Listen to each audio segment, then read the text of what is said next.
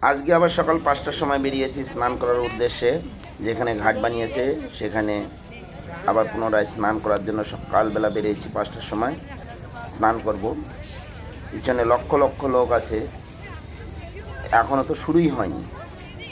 গতকালকে গেছে পূর্ণ স্নান, গতকালকেও স্নান করেছি এবং আজকে পুনরায় স্নান করব দেখে সকালবেলা এসছি।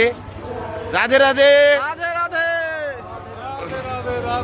শ্রী মহাকাল, জয় শ্রী মহাকাল। গতকালকে স্নান করেছি, আজকে আবার স্নান করার উদ্দেশ্যে সকালবেলা বের হয়েছি।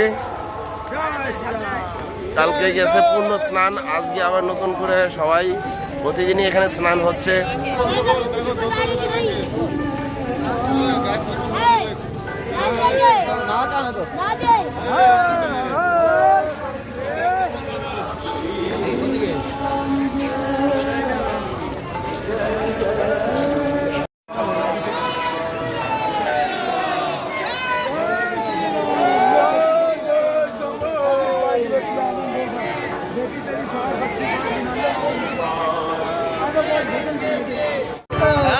রাধে রাধে।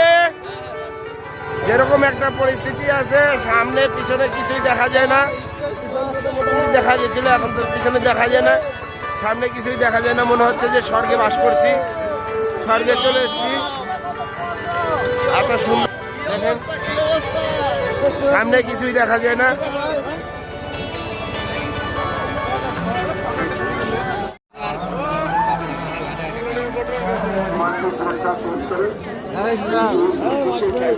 हर हर महादेव, हर हर महादेव।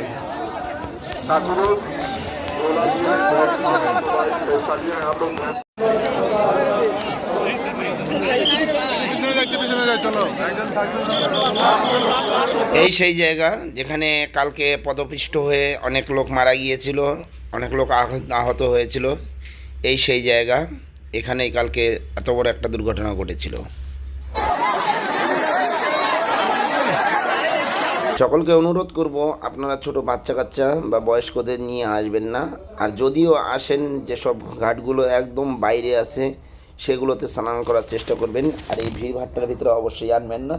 এখানে একজনকে বাঁচাতে গেলে আর একজন মারা পড়ে যাবে। এই ধাক্কাধাক্কি বা ভিড়ভাড় কারণেই, ঠেলাঠেলির কারণেই একজনকে ওঠাতে গেলে আর একজন পায়ের নিচে পড়ে যাবে। এ কারণেই সে দুর্ঘটনা ঘটেছিল। এই দুর্ঘটনার পরে যতগুলো বস্ত্রগুলো পড়েছিল বা অনেকে ওখানে স্নান করার পরে জামা প্যান্ট জুতো মোজা এগুলো সব কিছু রেখে দিয়ে ফেলে দিয়ে চলে যায়।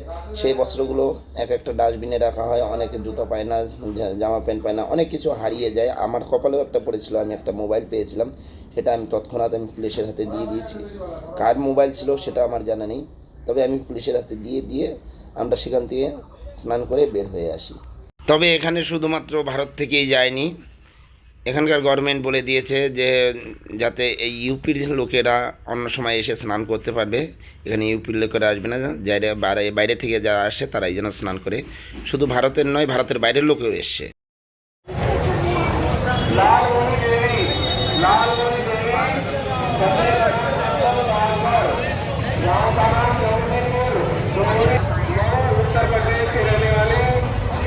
সারা বিশ্বে যতগুলি দেশ আছে তাদের ভিতরে যেমন চোখের সামনে দেখা আমেরিকা থেকে আসা, আমাদের বড় শত্রু দেশ